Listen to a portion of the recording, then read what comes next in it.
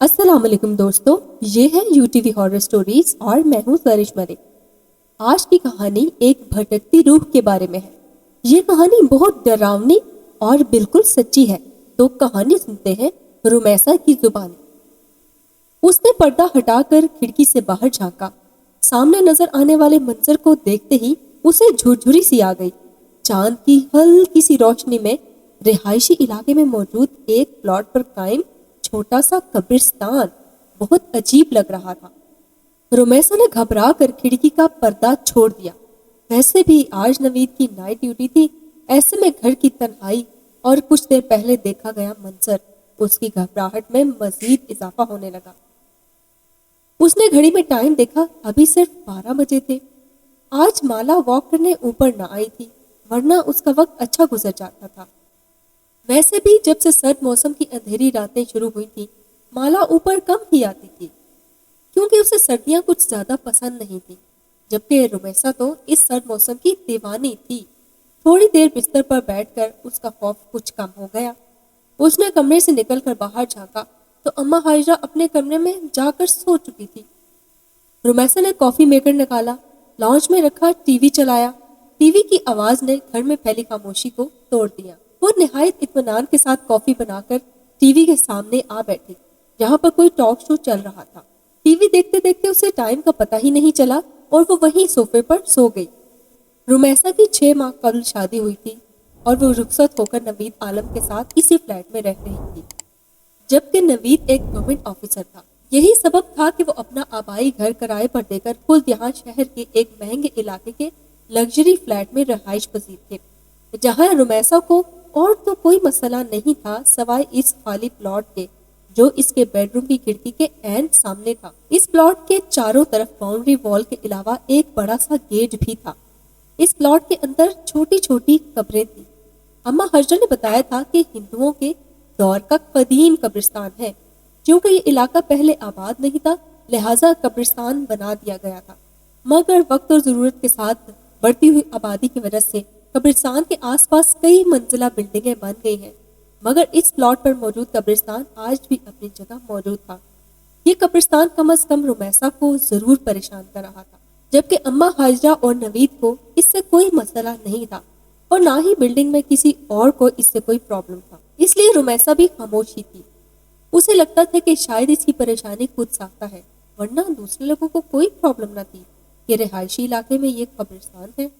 شکر ہے تم آ گئی ہو، ورنہ میں تو چھت پر اکیلے واک کر کر کے بور ہو چکی تھی۔ سیڑھیوں سے اوپر آنے والا سایہ مالا کا تھا۔ رومیسا اسے دیکھتے ہی کھل گئی۔ رومیسا نے دیکھا کہ اس کی سفید رنگت میں قدرے پیلاہٹ کھلی ہوئی تھی۔ وہ اپنے چہرے سے بیمار اور تھکی تھکی لگ رہی تھی۔ رومیسا نے پوچھا، طبیعت کیسی ہے تمہاری؟ بہتر ہے، مالا کا جواب ہمیشہ اتنا ہی مختصر ہوتا تھا۔ پھر بھی اس کا ساتھ رومیسا کو کافی اچھا لگتا تھا، اور وہ کافی کم کو لڑکی تھی جو شاید کسی فرسٹ فلور کے کسی اپارٹمنٹ میں رہتی تھی۔ یہاں شفٹ ہونے کے بعد پہلے دن رومیسا اوپر واک کرنے آئی تو وہاں مالا پہلے ہی موجود تھی۔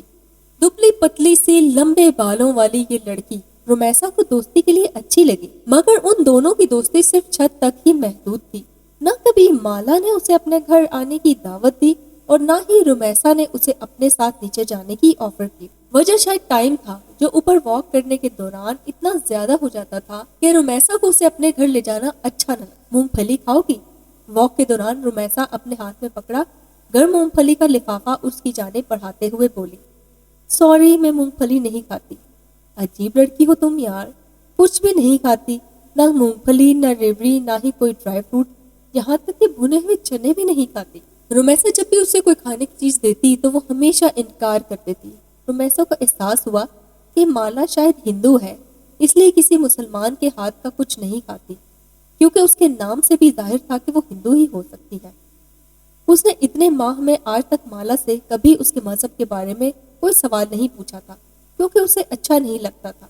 حالانکہ کئی بار اس کا دل چاہا کہ وہ اس سے قبرستان کے بارے میں پوچھے جو اس کے گھر کے قریب ہی تھا، تو یہ سوچ کر کہ کہیں اسے کوئی بات بری نہ لگ جائے وہ خاموش ہو جاتی۔ ایک دن اچانک کالے رنگ کا بڑا سا بلا ان کے سامنے آ کر کھڑا ہو گیا، جو اپنی گہری نیلی نیلی آنکھوں سے ان کی جانب دیکھ کر گھور رہا تھا۔ وہ دونوں خوفزدہ ہو گئی، جبکہ مالا تو ویسے بھی بلیوں سے بہت ڈرتی تھی۔ جس کا عملی مظاہرہ کئی بار رمیسا دیکھ چکی تھی۔ یہ کہاں سے آ گیا؟ وہ ٹوٹا پھوٹا جملہ ادا کرتی رمیسا کے پیچھے چھپ گئی۔ رمیسا نے چپل اتار کر بلے کی جانب پھینکی تو وہ فوراً پیچھے کی جانب بھاگ گیا۔ اس کے بھاگتے ہی مالا نے سیڑھیوں کی جانب دوڑ لگا دی۔ رمیسا نے پیچھے جا کر اسے روکنے کی کوشش کی، مگر وہ سیڑھیاں اترتے ہی ایسے غائب ہوئی کہ رمیسا کو اندھیرے میں نظر ہی نہ آئی۔ مالا کے اس طرح خوف زدہ ہو کر بھاگنے میں وہ دل ہی دل میں ہنس دی اور نیچے اتر آئی۔ جانے کیوں آج رمیسا کے دل چاہ رہا تھا کہ وہ مالا سے اس کی ذاتی زندگی کے بارے میں کوئی سوال کرے۔ شاید لاشعوری طور پر اس کے اندر یہ خواہش جاگ رہی تھی کہ وہ جانے کہ مالا کون ہے۔ 4 ماہ سے ان کی ملاقات تقریباً روز ہی چھت پر اسی طرح ہوتی تھی، مگر وہ یہ نہ جانتی تھی کہ مالا اس بلڈنگ کی کون سے فلور پر رہتی ہے، وہ کیا کرتی ہے، شادی شدہ ہے یا نہیں ہے۔ یہ سوچ کر آج اس نے اپنی گفتگو کا آغاز مالا کی ذاتی زندگی کے بارے میں سوال پوچھنے سے کیا۔ پہلا سوال پوچھا، تمہارے گھر میں کون کون ہوتا ہے؟ مطلب؟ چلتے چلتے رک کر مالا نے حیرت سے کچھ اس طرح رمیسا کو دیکھا کہ وہ بھی تھوڑا سا گڑبڑا گئی۔ مطلب ہے کہ تم اکیلی رہتی ہو، تم شادی شدہ ہو کہ نہیں؟ اس کے سارے جملے کا ایک لفظ میں جواب دے کر وہ اس طرح آگے بڑھی کہ اس سے مزید کچھ پوچھنے کی خواہش رمیسا کے اندر دم توڑ گئی۔ وہ بولی، میں فرسٹ فلور کے 103 نمبر فلیٹ میں رہتی ہوں۔ رمیسا کے خاموش ہوتے ہی شاید مالا کو اپنی غلطی کا احساس ہو گیا، اس لیے وہ پلٹ کر اس کی جانب آتے ہوئے آہستہ سے بولی۔ اسی ٹائم پر آسمان سے زور سے بجلی کڑکی اور ساتھ ہی بارش بھی شروع ہو گئی۔ مالا بچوں کی طرح گھبرا گئی۔ رمیسا نے دیکھا کہ خوف سے اس کی رنگت زرد پڑ گئی تھی۔ وہ بولی، مجھے بارش بالکل اچھی نہیں لگتی، بہت ڈر لگتا ہے۔ بارش میں بھیگنے سے ایسے محسوس ہوتا ہے جیسے میرا سارا جسم جل رہا ہے۔ پانی کی بوندیں مجھے آگ کی طرح محسوس ہوتی ہیں۔ تمہیں پتا ہے کہ آگ میں جلنا کتنا ہولناک ہوتا ہے؟ اس کا تصور ہی میرے سارے جسم میں کپ کپی طاری کر۔ آج پہلی بار رمیسا نے اس کو اتنا بولتے ہوئے سنا تھا، مگر وہ کیا کہہ رہی تھی رمیسا بالکل سمجھ نہ پائی۔ اس کی زبان سے نکلنے والے بے ربط جملے، کبھی تو رمیسا کو ایسا محسوس ہوتا جیسے وہ پاگل ہے۔ جیتے جی خود کو آگ میں جلتے دیکھنا، خوبصورت جسم کا آگ کی شعلوں کی نظر ہونا، کبھی دیکھا ہے تم نے؟ اسی پل بادل ایک بار پھر سے گرجے۔ مالا اس کا جواب سنے بغیر سیڑھیوں کی جانب بھاگی، جبکہ اس کی اتنی عجیب و غریب باتیں سن کر پیچھے کھڑی رمیسا نے اتنی بھی ہمت نہ کی کہ وہ آواز دے کر مالا کو روک ہی سکی۔ 1 ہفتے سے زیادہ ہو گیا تھا مالا چھت پر نہ آئی تھی۔ ویسے بھی پچھلے ہفتے سے بارشیں ہو رہی تھی، چونکہ وہ اور بہت سی چیزوں کے طرح بارش سے بھی بہت زیادہ ڈرتی تھی، اسی لیے وہ اوپر نہ آئی تھی۔ مگر اب 2 دن سے بارش بھی بالکل ختم ہو گئی تھی، مگر پھر بھی وہ نہیں آئی۔ جب شام میں نوید کے ساتھ باہر جاتے ہوئے اس نے بے اختیار رک کر فلیٹ نمبر 103 پر نظر ڈالی، جہاں بڑا سا تالا لگا ہوا تھا۔ اس کا مطلب یہ ہوا کہ وہ کہیں گئی ہوئی ہے۔ یہ سوچ کر وہ نیچے اتر گئی اور پھر گاڑی میں بیٹھتے ہوئے اس نے پہلی بار نوید سے مالا کا ذکر کیا۔ کیا وہ لڑکی ہندو ہے؟ کیونکہ نام سے تو ایسے ہی لگتا ہے۔ پتہ نہیں، میں نے بھی کبھی پوچھا نہیں، مگر شاید فلیٹ نمبر 103 میں رہتی ہے، اور وہ کافی دنوں سے اوپر بھی نہیں آئی۔ Flat number 103؟ نوید نے حیرت سے دہراتے ہوئے کہا، تمہیں شاید غلط فہمی ہوئی ہے، کیونکہ وہاں تو کوئی بھی نہیں رہتا۔ وہ فلیٹ ایک لمبے عرصے سے خالی ہے۔ اچھا، پھر ہو سکتا ہے مجھے سننے میں غلطی ہوئی۔ نوید وہاں پچھلے سال سے رہ رہا تھا، اس لیے وہ رمیسا کے مقابلے میں بہتر جانتا تھا کہ آس پڑوس میں کون کون رہتا ہے، اور پھر گھر واپس آتے ہی وہ اماں ہاجرہ سے مالا کے بارے میں پوچھنے لگی۔ پتہ نہیں بیٹا، میں تو گھر سے صرف سودا لینے کے لیے باہر جاتی ہوں، اور آس پڑوس میں میری کسی سے ایسی دوستی کہاں جو میں کسی کے بارے میں جان سکوں۔ ان کا جواب بھی بالکل درست تھا، وہ تو سارا دن گھر میں ہی رہتی تھی۔ رمیسا کی سمجھ میں نہ آیا کہ وہ مالا کے متعلق کس سے سوال پوچھے۔ پھر سوچا کہ ہو سکتا ہے کہ 1-2 دن میں وہ خود ہی آ جائے، مگر ایسا بھی نہ ہوا۔ یہ سوچ کر وہ ایک دن اماں ہاجرہ کو لیے نیچے فرسٹ فلور پر آ گئی، جہاں آمنے سامنے کئی فلیٹ بنے ہوئے تھے۔ یہاں ہر فلور پر 10 فلیٹ تھے۔ فرسٹ فلور کے 103 فلیٹ کے علاوہ تقریباً سبھی لوگ آباد تھے۔ اس کی سمجھ میں نہ آیا کہ وہ کس کا دروازہ بجا کر مالا کے متعلق سوال کرے۔ کچھ دیر وہ کھڑی سوچتی رہی، پھر نیچے اتر کر مین گیٹ کی جانب آ گئی، جہاں موجود سیکیورٹی گارڈ اچھی طرح جانتا پہچانتا تھا۔ جیسے ہی رمیسا اس کے ساتھ جا کھڑی ہوئی وہ جلدی سے اٹھتا ہوا بولا، السلام علیکم باجی، خیریت ہے؟ وہ بولی، دراصل مجھے ایک لڑکی کے بارے میں جاننا ہے۔ لڑکی کے بارے میں؟ عبداللہ حیرت سے اسے دیکھا اور پھر اما حاشا کو دیکھا۔ ہاں عبدال بھائی، فرسٹ فلور پر ایک دبلی پتلی سی لڑکی رہتی ہے جو روزانہ چھت پر میرے ساتھ واک کرنے آتی ہے، مگر وہ کافی دنوں سے نہیں آ رہی۔ عبدال نے پوچھا، کیا آپ اس کا نام جانتی ہیں؟ اس کا نام مالا ہے، گوری سی ہے، بہت لمبے بال ہیں۔ بہت لمبے بالوں والی لڑکی تو میں نے یہاں کبھی نہیں دیکھی۔ ہاں، فیصل صاحب کی بیٹی ہے، فلیٹ نمبر 107 میں۔ نام تو مجھے نہیں پتا، لیکن اس کے بال کافی لمبے ہیں۔ ایک دفعہ ایسے ہی نظر پڑ گئی، آپ وہاں جا کر پوچھ لیں، شاید آپ کی مشکل حل ہو جائے۔ عبدال کی بات سنتے ہی وہ وہاں نہیں رکی، بلکہ تیز سے چلتی ہوئی فرسٹ فلور پر فلیٹ نمبر 107 کے سامنے آ گئی اور بنا سوچے سمجھے بیل پر ہاتھ رکھ دیا۔ کون؟ دوسری طرف سے آواز آئی اور دروازہ کھول کر باہر آنے والی ایک 40 سے 45 سالہ عورت جو رمیسا کو اپنے سامنے دیکھ کر تھوڑا سا حیران ہوئی۔ السلام علیکم، میں مسز نوید ہوں، اسی بلڈنگ کے 3rd فلور پر میری رہائش ہے، مجھے دراصل مالا سے ملنا ہے۔ تیز سے بولتے ہوئے اس نے جلدی سے اپنا مدعا بیان کیا۔ اسے ایسا محسوس ہو رہا تھا جیسے اگلے ہی پل اس کی خواہش کے عین مطابق مالا اس کے سامنے آ کھڑی ہوگی۔ کون مالا؟ جواب اس کی توقع کے بالکل خلاف تھا۔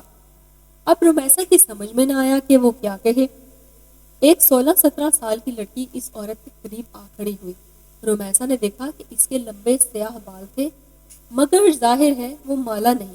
مایوسی کے ساتھ ساتھ اسے شرمندگی بھی ہو رہی تھی۔ سوری، دراصل مجھے لگا شاید مالا اسی فلیٹ میں رہتی ہے۔ نہیں، فلیٹ میں تو یہاں صرف میں اور میری اکلوتی بیٹی رہتے ہیں، جبکہ میرا خیال ہے کہ ہمارے فلور پر مالا نامی کوئی لڑکی رہتی ہی نہیں۔ دراصل اس نے مجھے اپنے فلیٹ کا نمبر 103 بتایا تھا۔ تو انہوں نے بولا 103؟ وہ تو پچھلے کئی سالوں سے خالی پڑا ہے۔ بہت سال پہلے یہاں ایک فیملی آباد تھی، پھر ان کے ساتھ ایک حادثہ ہوا اور اتنے پریشان ہو گئے کہ وہ لوگ گھر چھوڑ کر ہی چلے گئے، دوبارہ یہاں کوئی بھی نہیں آیا۔ دروازے پر کھڑے کھڑے اس خاتون نے رمیسا کو تفصیل بتانا شروع کر دی۔ نہ چاہتے ہوئے بھی رمیسا پوچھ بیٹھی، کون سا حادثہ؟ وہ خاتون بولی، سنا ہے ان کی جوان بیٹی کہیں اچانک غائب ہو گئی تھی، بہت تلاش کیا مگر نہ ملی، شاید بدنامی سے بچنے کے لیے اس کے ماں باپ گھر چھوڑ کر چلے گئے، لیکن ان کے جانے کے کچھ دنوں بعد فلیٹ سے اٹھنے والی بدبو نے سب کو اپنی جانب متوجہ کر لیا۔ جب پولیس تالا توڑ کر اندر داخل ہوئی تو ایک نوجوان لڑکی کی لاش، وہ بھی تعفن شدہ، اس کی بدبو نے پورے محلے کو اپنی لپیٹ میں لیا ہوا تھا۔ بولتے بولتے وہ خاتون ایک پل کے لیے خاموش ہو گئی۔ رمیسا نے پلٹ کر فلیٹ نمبر 103 کے دروازے پر نظر ڈالی، مگر لڑکی تو غائب ہوئی تھی نا، پھر لاش کیسے ملی، وہ بھی گھر کے اندر سے؟ رمیسا نے حیرت سے سوال کیا۔ یہی بات تو آج تک سمجھ نہیں آئی کہ آخر وہ مرد عورت کون تھے۔ کیا واقعی وہ اس لڑکی کے اصلی ماں باپ تھے جو اپنی بیٹی کی لاش کو اس طرح فلیٹ میں چھوڑ کر بھاگ گئے؟ پولیس کا خیال تھا کہ شاید وہ لڑکی واپس آ گئی تھی جسے اس کے باپ نے غیرت کے نام پر قتل کر دیا تھا اور لاش کو گھر میں چھوڑ کر بھاگ گئے۔ اتنی صفاقی! رمیسا نے خوف سے جھرجھری لے لی۔ یہاں ہی، ہاں یہی وجہ ہے کہ یہ فلیٹ دوبارہ آباد نہیں ہوا۔ قاتل اسے ویران کر کے نکل گئے اور پھر چاہنے کے باوجود بھی کوئی اسے آباد نہ کر سکا۔ ایک ڈر اور خوف اس فلیٹ کے حوالے سے ایسا لوگوں میں اجاگر ہوا کہ شاید ابھی تک دور نہیں ہوا ہے۔ ارے میں یہاں کھڑے کھڑے ہی سب باتیں کر رہی ہوں، آپ اندر کیوں آئے؟ شاید اس عورت کو احساس ہو گیا تھا کہ پچھلے آدھے گھنٹے سے وہ رمیسا کے ساتھ دروازے پر ہی کھڑی باتیں کر رہی ہے۔ نہیں نہیں شکریہ، میں جاؤں گی، میرے میاں کے گھر آنے کا وقت ہو گیا ہے۔ معذرت کرتی ہوئی رمیسا اوپر آ گئی اور پھر کئی دن لگ گئے رمیسا کو وہ کہانی بھلانے میں جس کے مطابق فلیٹ سے ایک جوان لڑکی کی بدبو والی لاش ملی تھی اور شاید اس کے اس طرح مارنے میں اس کے سگے باپ کا ہاتھ تھا۔ دنیا اتنی ظالم ہو سکتی ہے، یہ بات اسے چند گھنٹے پہلے ہی پتہ چلی تھی، جسے وہ آنے والے کئی دنوں تک سوچ سوچ کر بے حال ہوتی رہی۔ کافی دن بعد رمیسا فلیٹ نمبر 103 کا حادثہ بھول بیٹھی، مگر مالا کی تلاش اس کے وجود کے اندر کہیں انتظار کر رہی کہ شاید زندگی میں کبھی مالا اسے دوبارہ ملے۔ یہی وجہ تھی کہ وہ بلڈنگ میں آنے جانے والی ہر لڑکی کو غور سے دیکھتی. کبھی جو کسی ڈپارٹمنٹل اسٹور میں جانا ہوتا تو اس کی متلاشی نگاہیں مالا کو کھوجتی رہتی. سڑک سے گزرنے والی ہر لڑکی اسے مالا ہی لگتی. مگر مالا نہ جانے کہاں گم ہو گئی تھی. اس کی تلاش مالا کے ساتھ لگن اتنی سچی تھی کہ وہ ایک دن کامیاب ہوگی. مگر ایسی کامیابی جس کے بعد کئی سالوں تک رومیسا کا دل یہ سوچ کر کانپتا رہا کہ اس نے مالا کی تلاش میں اتنی کوشش ہی کیوں. وہ جاتی سردیوں کی ایک شام تھی. اماں حاجرہ کو صبح ہی سے نزلہ زکام نے جکڑ رکھا تھا، جس کے باعث وہ اپنی چارپائی پر رضائی اوڑے پڑی ہوئی. نوید عالم آفس کے کسی کام کے سلسلے میں کوئٹہ گیا ہوا تھا اور وہ تنہائی میں رومیسا کا دل بہت گھبرا. 2 گھنٹے تو اس نے لاہور میں اپنی امی جان اور بہن سے بات کی. پھر جیسے ہی فون بند کیا اسے ایسا محسوس ہوا جیسے کوئی بیرونی دروازے کے پاس سے گزر کر اوپر والی سیڑھیوں کی جانب پڑا ہے. اس کا اندرونی لکڑی کا دروازہ ہمیشہ لاک ہی رہتا تھا. تنہائی میں ابھرنے والے تجسس کے ہاتھوں مجبور ہو کر اس نے گرل کے باہر جھانکا. ایک بہت لمبے بالوں والی لڑکی تیز سے اوپر سیڑھیاں چڑھتی جا رہی تھی. رومیسا کو لگا کہ وہ تو مالا ہی ہو سکتی ہے. وہ جلدی سے اپنا دوپٹہ اوڑے اس لڑکی کے پیچھے لپکی تو اوپر چھت پر جا کر غائب ہو چکی. رومیسا تیزی سے سیڑھیاں چڑھتی ہوئی آئی. سرے شام ہی چھت پر اندھیرا چھایا ہوا تھا. آخری سیڑھی پر قدم رکھ کر رومیسا نے جیسے ہی سیڑھیوں کے قریب موجود بلب کو آن کیا اس کی روشنی پوری چھت پر پھیل گئی. مالا مالا. اوپر چڑھتے ہی اس نے آواز لگائی. اس کی آواز پر کسی نے کوئی جواب نہیں دیا. رومیسا نے تھوڑا مزید آگے بڑھ کر دیکھا. چاروں طرف دھوپ عالم تھا. چھت بالکل خالی پڑی تھی. وہ ایک دم گھبرا کر واپس پلٹی تو اس کا پاؤں کالے بلے سے ٹکرا گیا جو ہمیشہ مالا کو خوفزدہ کرتا تھا. بلے نے بلبلا کر رومیسا کی جانب دیکھا.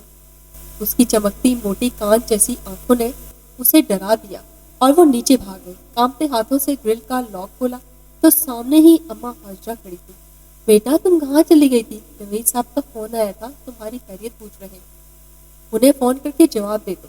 بات کرتے کرتے اماں حاجرہ کو احساس ہوا کہ رومیسا کچھ گھبرائی ہوئی ہے. کیا بات ہے بیٹا، سب خیریت تو ہے نا؟ جواباً رومیسا نے کچھ دیر قبل والا واقعہ سنا دیا. میری بات مانو بیٹا، اس لڑکی کو بھول جاؤ کیونکہ مجھے ایسا محسوس ہو رہا ہے جیسے تم نے اسے اپنے حواسوں پر پوری طرح سوار کر لیا ہے.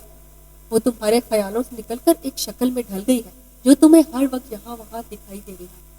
میرا خیال ہے اماں آپ درست کہہ رہی ہیں. رومیسا نے ایک گہری سانس لیتے ہوئے کہا. شاید میرا وہم ہوا ہوگا کہ اوپر کوئی گیا ہے. بلا وجہ ہی میں اوپر بھاگی.